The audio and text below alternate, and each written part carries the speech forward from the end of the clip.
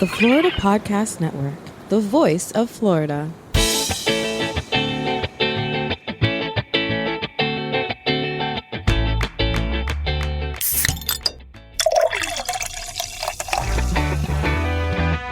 From Mallory Square in Key West to the Governor's Mansion in Tallahassee and all points beyond, you're listening to the Florida Beer Podcast, powered by FloridaBeerBlog.com, your source for all things related to the craft beer community in the Sunshine State. And now your host, Dave Butler. We have another episode full of agave goodness on the Florida Beer Podcast. Hello, everybody. This is Dave, your host and author. Thank you so much for listening to the show.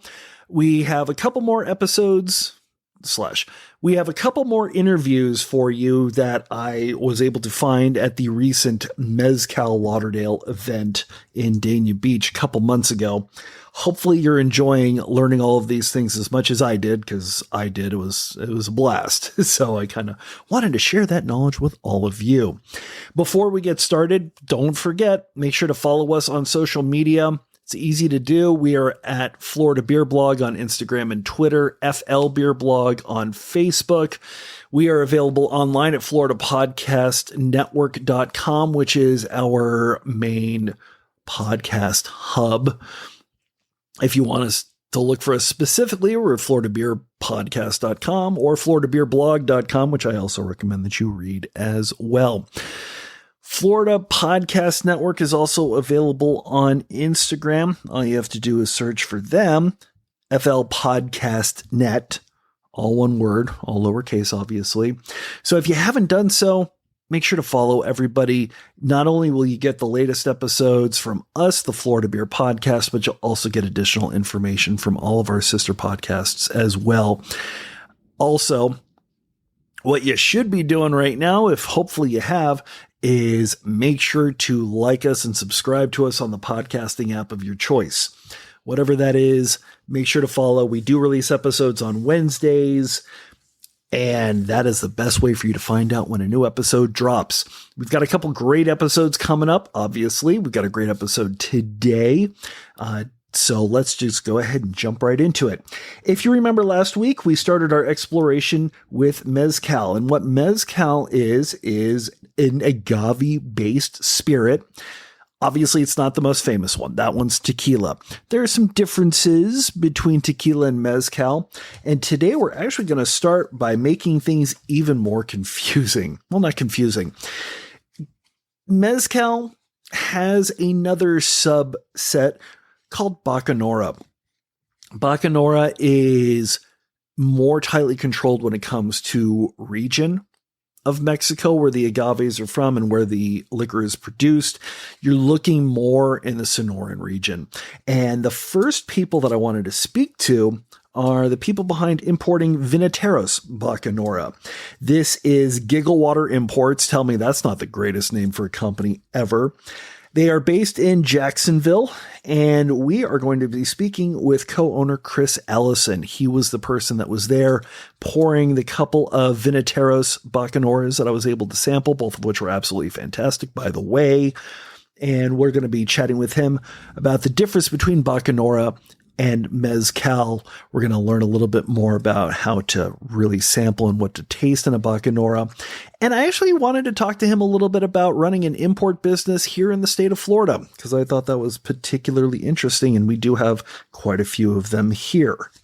So this is Chris Allison, co-owner of Gigglewater Imports, the exclusive U.S. importer of Vinateros Bacanora. Enjoy.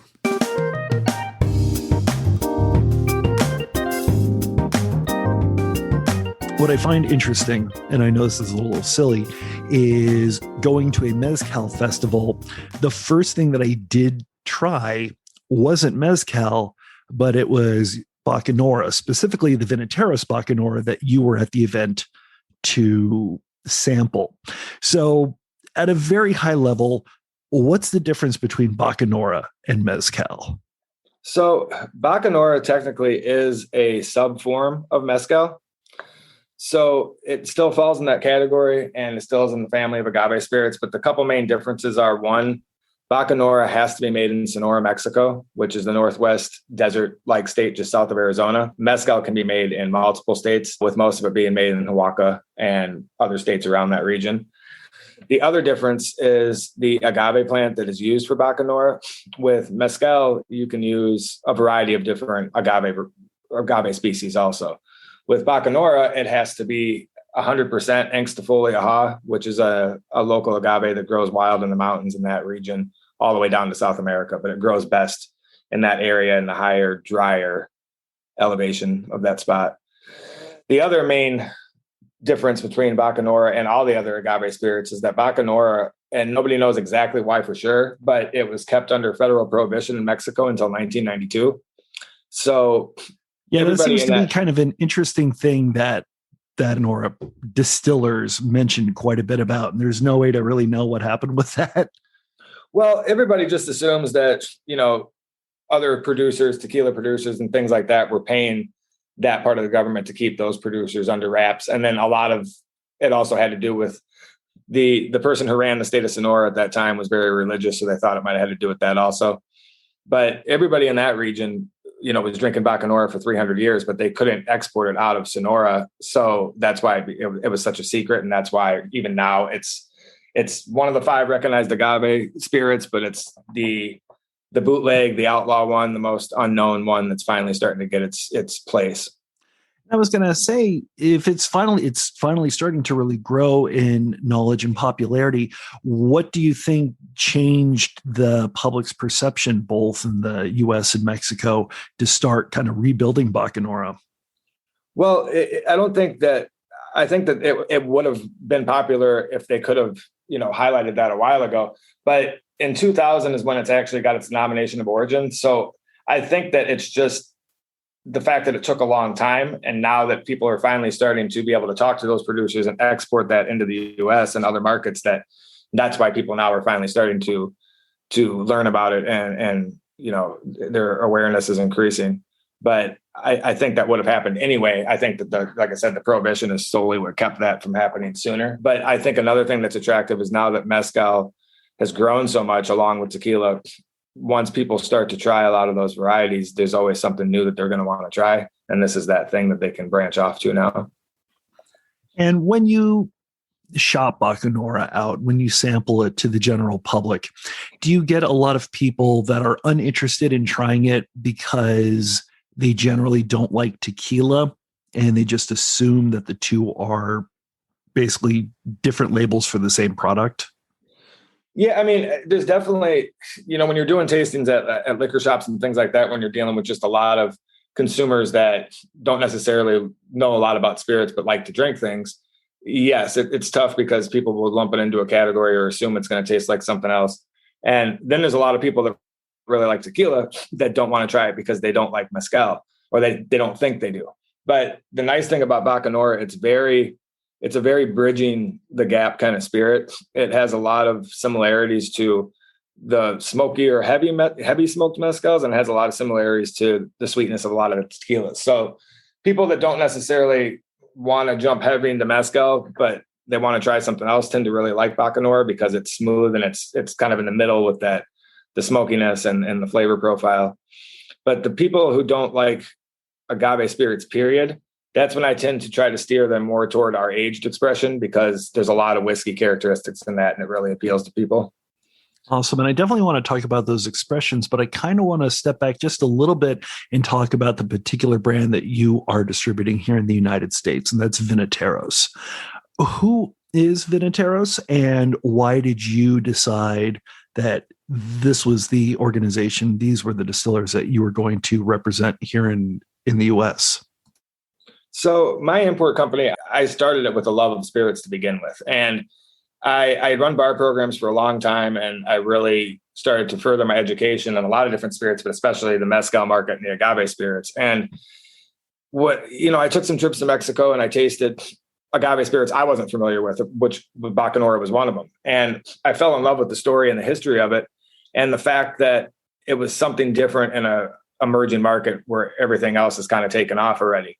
But that could still be something that's a little bit different. And the family that we work with, I went to Sonora. I started actually just reaching out to people on social media and different outlets that I could. Went to Sonora and met with a few different people. And the family that I met with, it's just one of those things that just kind of clicked. The first time I met him, he brought his whole family with me to meet me at a hotel, and we talked and discussed things then before I went to the ranch and actually saw production and things like that. And the product was just phenomenal when I got there, but everything else about the family and how much pride they took in it and how proud they were to be able to show people in other markets what they're doing and how awesome their spirit is, and be able to tell people about the history of their spirit, because everybody else in Mexico has been able to do that except for these people in Sonora. So those are all things that really attracted me to this. And like I said, the family just kind of solidified it at the end when we just clicked. And Bacanora is a very backwoods kind of rustic production still because of its illegal history. And a lot of these guys still make it that way, out on the ranches outside. And it was something that really, really appealed to me. And we named the product Vinateros because that's what they would call themselves when the spirit was illegal, because it means winemaker, and they would disguise themselves as winemakers if anybody saw them with barrels and things like that. Interesting. I get the feeling that with Bacanora, that a sanitized steel mass production would be bad for the product. It wouldn't give it some of the characteristics and some of the unique properties that Bacanora has come to embody and possess. Yeah, I mean, definitely. There is some regulations, obviously, with it having its denomination of origin with the Mexican government, that it has to be, the stills still have to be certain. They have to be a combination of copper and steel. There still has to be some regulations to make sure that the product is made properly and safe to be called Bacanora. But a lot of what makes it special is, one, Mezcal and Bacanora have a lot of terroir, just like wine does. So all these agave plants taste different. And they also taste different depending on the region they're grown because of the soil and the climate. So the agave that makes Bacanora it grows in this climate that pulls a lot of nutrients out of the ground because it's so dry most of the year. And that adds to the flavor there, along with whatever these guys are doing on their ranch as far as other farming that they're doing, with plants and things, and whatever natural yeast might be floating around in the air. That also adds to the uniqueness of this product, because all the fermentation is done outside. So if they tried to do it like they do tequila, it would definitely ruin the product and it wouldn't be Bacanora anymore. Awesome. So here in the U.S., how many bottles or how many different expressions do you have? Because I know that I was able to try the Blanco, which was a fantastic starter drink for the day. And then we also tried the Reserva, which is the more aged, I guess. Can you kind of run us through the different expressions that are currently found here? Yeah, we only have the two expressions now. Traditionally, Bacanora producers will make a few other expressions that are actually pretty unique. They make a aged expression that is infused with anise, and they also make an aged expression that is infused with uva llama berries, which is a local berry that grows to that area, similar to blueberries, but a little more tart. And those are traditional expressions they've made throughout the whole history of the spirit too, which was kind of weird to me too, because I've never ever seen an anise flavored anything agave, but we have plans to maybe expand to those, with special releases or things in the future. But right now, the Reserva, which is technically would be a reposado if it was a tequila, we just couldn't call it that, but that's a 4-month age. And then the Blanco, which is unaged. So they also use, when they age it, they use 100% new charred white oak. So it pulls a lot more color out of the barrel. And it also tends to make it drink like it's aged longer than 4 months. Awesome. Now, you are based in Jacksonville. How difficult is it to bring these across the border into Jacksonville, and how good has the state of Florida been for importing? Because you have in the past imported other things other than the Bacanora that you're doing now. I've noticed that there have been a lot of importers that have used Florida as kind of the home base. So how is that process and how has that experience been for you here in the Sunshine State? Well, our company is 3 years old, so we haven't had extensive experience, but from the experience that we've had, it hasn't been very difficult. Obviously, with the pandemic, there was things that were challenging there that were out of everybody's control. But that aside, I think Florida, one, it has a lot of ports. You have a lot of options for things to land. As far as us with our Mexico product, it's a little bit farther coming into Florida because they'll go through Mexico and come up through Texas and over. but it's still a simple route, and it seems to be pretty easy to do. I think a lot of people find it attractive here because the New York and California markets are already very saturated and they're very busy. The ports here are a lot easier to get in and out of, and I think so is the commerce with trucks. I think that it's a good launching point for a lot of areas to be able to distribute, to other states. And I think a lot of people here also like it because they have access to the Caribbean markets, the cruise ship markets, and things like that. That's amazing. Since the Reserva bottles of Bacanora have to be aged in basically new barrels, what has the family done with those additional barrels? I know that in the craft beer industry and being in Jacksonville, you're close to quite a few amazing breweries. They're always on the search for barrels. Have any of the breweries around you kind of reached out to see if they can grab some of those to have some Bacanora aged beers on tap? Yeah, I mean, not yet. It's something I've actually thought about, and that's something I'm going to talk to the family we work with in Mexico about, because they'll use the new barrel and then they will use it again with another Bacanora fill, maybe once or twice, and then that's it. So yeah, that's something I'd have to dig into more, but I'm sure that there would be some breweries here that would be interested. And I actually have a relationship with a few of them from my bar management days in the area. So that's awesome. So where can we here in the Sunshine State find Vinateros Bacanora? So it's spread out throughout the state, but it's still growing. Cocktail bars definitely is one of the top places, along with the tequila, mezcal bar, cantina type spots. Easy Liquor in Sanford is one place you can order it online. They ship anywhere out of the state too, which is nice. There is some more areas in the South Florida market as far as liquor stores that'll be coming. I know Primo Liquors is coming soon. Vintage Liquor down in Miami and Brickell has it. So yeah, like I said, it's spread out, but it's growing. You can also go to the website, vinaterosbacanora.com, and we have a full list that's constantly being updated of places where you can find it. Awesome. That's the best place to go, and that's probably where I'm going to be taking a look at it here in a few seconds. Thank you so much for your time, and I am excited to have some more Bacanora, hopefully this evening. Awesome. I appreciate it. Thank you.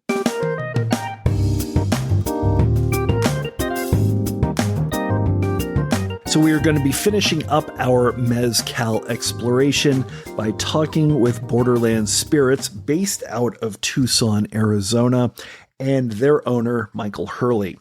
What's interesting about Borderland Spirits is if you listen to the episode last week and you listen to the interview that we just had with Allison from Gigglewater Imports, you'll notice that they mentioned a couple different styles, a couple that were special that they wanted to produce and they wanted to release here in the United States. Things like Uvalama, things like Sotol, things like Palmilla. What's nice about Borderland Spirits is that Michael does release those. He does release them in the United States. He brought those with him to Mezcal Lauderdale, and I was able to try them, and they are just as good as the other interviews made them sound. So we're going to talk a little bit about the Arizona history of Mezcal, Bacanora, all of these awesome liquors, because I love Arizona. Not almost as much as I love Florida, but Arizona is a great place. And then we'll be talking about Borderland Spirits and the two different brands that Michael and Borderlands releases here in the United States. Those two are Batuq. That is another Bacanora. They have a couple different expressions of Bacanora. And then there's Mazot, which is the Palmilla, the Uvalama, the other Mezcal, closer Mezcal liquors that he is distributing here in the United States. So this is Michael Hurley from Borderland Spirits, releasing both Batuq and Mazot. Enjoy.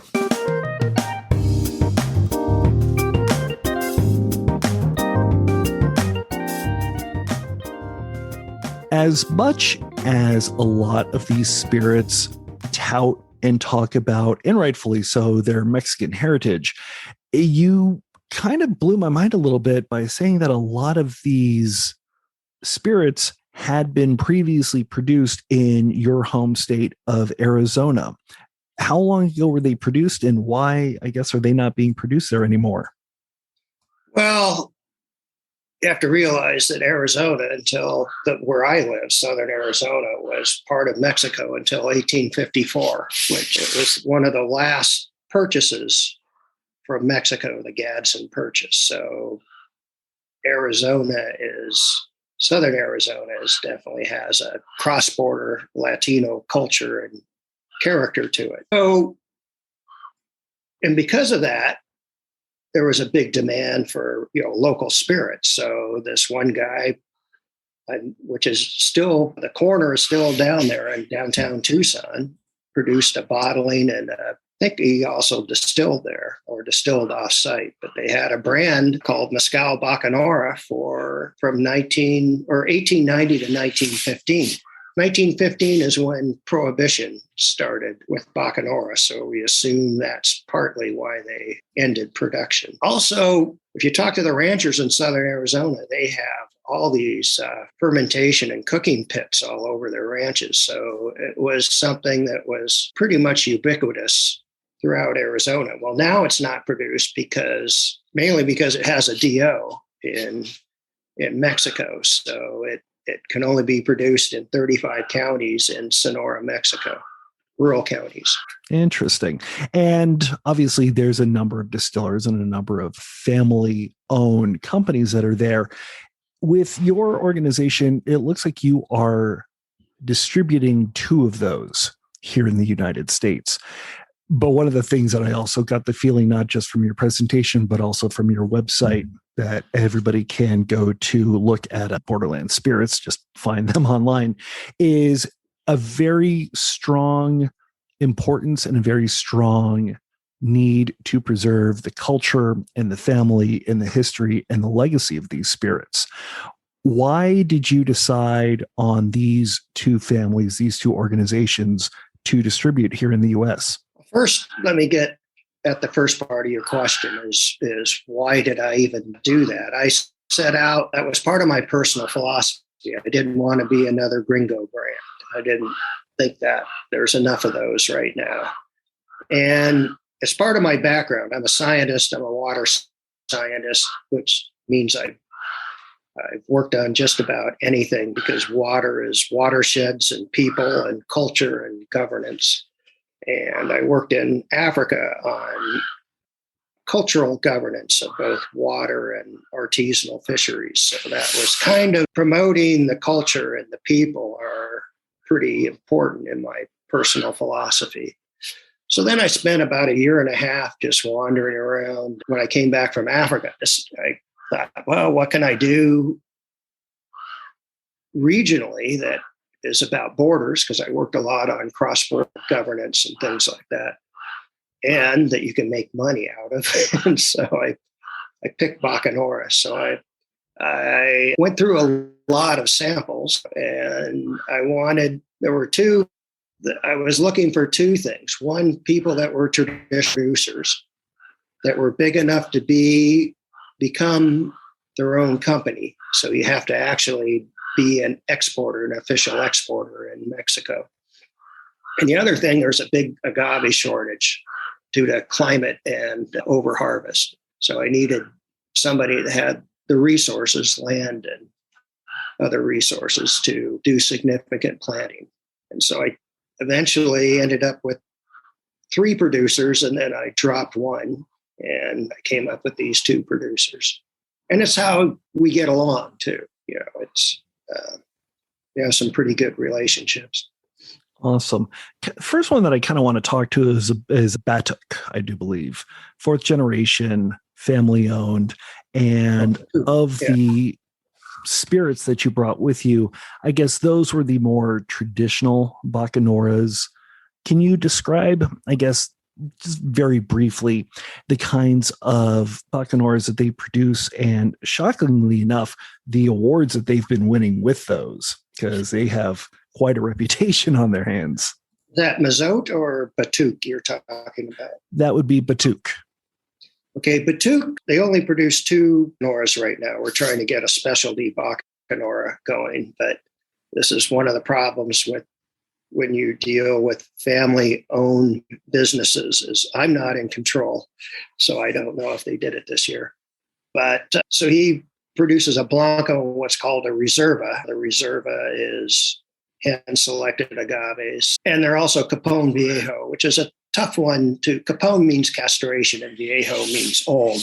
So what happens is it's kind of rare in the mezcal world because it's a lot of work. But when they put up the flowering stock to reproduce, and then once they reproduce, they die, you fool the plant by breaking the flowering stock before it flowers. So it still has the signals to produce energy to put that flower stock up, but it doesn't realize it can't do it. So all that energy goes back into the plant. And Viejo means they leave it for 1 to 2 years. 2 years is considered the best maturation or ripeness. And so you wait an additional 2 years to harvest the agave. And so Batuq, I mean, even though they say they started in 1910, that was their commercial production. The large-scale family's been producing probably since the beginning. I talked to the family and they just go, they just wave their hand and go, up forever. They've been doing it forever.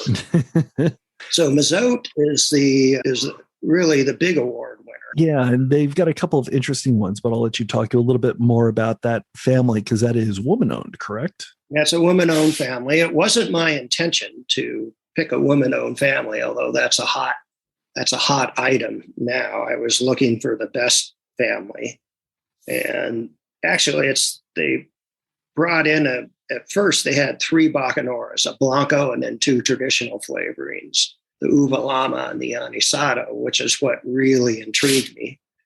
And so they're pretty important in the bacanora world. Their father is a former mayor of Bacanora. They started the Bacanora Festival and the Bacanora Museum, and the Bacanora Museum is now getting national recognition. So, and you have to realize this town, Bacanora, is only about 1,000, 1,200 people. So it's still a pretty tiny town. But it looks like it's starting to get a pretty good tourism economy going.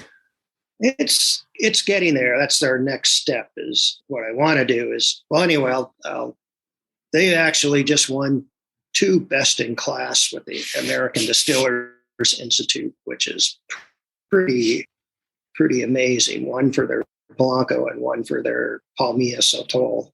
And the best in class for the Blanco was all agave spirits. So they're pretty fantastic distillers. I was lucky I didn't realize how good they were, but I was lucky to bring them on. And so you mentioned a few of the flavored bacanoras, which I kind of want to talk about because those were 2 of my absolute favorites. You mentioned the anise flavored bacanora, and then of course the uva llama, both of which are not just traditional flavorings, I guess, but they also have particularly big importance with the culture of the region. Is that correct? Yeah, anisado. So a lot of the mezcal aficionados don't like them because they focus on the pure agave flavor, but I'm focusing on the culture. And so they have more cultural significance than just a Blanco. And the anisado is mainly this region. I don't know how far it goes, but it's not even all through Sonora. And it's made particularly for women in festivals or anybody that doesn't want to drink 56% Bacanora off the ranch and not sure if they can make it home. And it's also primarily for religious festivals. In this region around Bacanora, the central part of the state, it's used for Semana Santa or Holy Week. And it's also, I've talked to people where it's also used in church for prayer vigils, like at funerals and things like that. So it's kind of embedded in the local culture in this region. And it's actually became my favorite. That's one reason I picked them up. And the problem is that like all cultural things, it's getting replaced because people are going towards cremas for the festivals and aren't that traditional in Sonora. So I'm trying to keep that. The other one is uva llama. Uva llama is a wild tree fruit that only grows regionally on the borders of Chihuahua and Sonora and the Sierras down into the southern state of, and It's from the Vitex mollis is the species, the genera and species, and all the Vitex trees have medicinal properties, and even in the scientific literature, they have medicinal properties. And so it's hard to find because people just make up a few bottles of this for their own stash. And I've talked to families that they'll use that for winter, for the cold season. And it's a pretty funky fruit. It's hard to describe, somewhere between a cherry, an olive, and a grape. It has a giant pit, kind of a funky flavor, but it goes really well with bacanora. The bacanora flavor, if you don't overwhelm it with the fruit flavor, is really a good balance. And that one's been popular. I use that one for people that aren't used to drinking straight mezcal or whiskey or things like that. Wine drinkers appreciate that one a lot better. It's a good transitional, bring people into the mezcal world. Awesome. And my first journey into the mezcal world, obviously I knew tequila, but then I kind of found mezcal, and then I found bacanora, and then you actually had a whole different spirit altogether from Mazot, which would be the palmilla, which is a sotol, correct? Yes, I'm kind of proud of that one. We were the first one to bring that into the United States. Actually, the first one to bring the uvalama and anisato into the United States. So we had to create this whole new spirit category with the government, the U.S. government. But sotol has its own designation of origin in 3 states. It's Chihuahua, Durango, and another. So we didn't want to step on their toes. Sotol doesn't follow political boundaries. It's a biological boundary. So just past Tucson is the furthest west and north nation of the sotol plant. We call it desert spoon here in the United States. And so I was out at their ranch, and I looked way up. They have a really high elevation part of their ranch, and it looks like it was just all grass. So I asked them, "Oh, is that where you graze your cattle? What's that all growing up there?" And they said, "Oh, that's all sotol." So we went up there and took a look at it and decided to distill some. And these are not your normal sotol plants. They've been growing for, I call them old growth. So they're probably 50, 60 years old. So we're trying to get a sustainability program so we can keep some of the old ones and keep. Sotol doesn't, unlike agaves, they can reproduce multiple times during their life, so they can reach older ages. And so we want to keep some natural seeding going on and leave about 30% of the plants in each area. And if you harvest the sotol right, it can sprout back up. So we have to start monitoring that. We're only in our 3rd year of producing palmilla. Gotcha. That's amazing. It's because of the size, they're really concentrated flavors. So you get a really unique, rich flavor out of it. So it's been a consistent best-in-class winner for the last 2 years.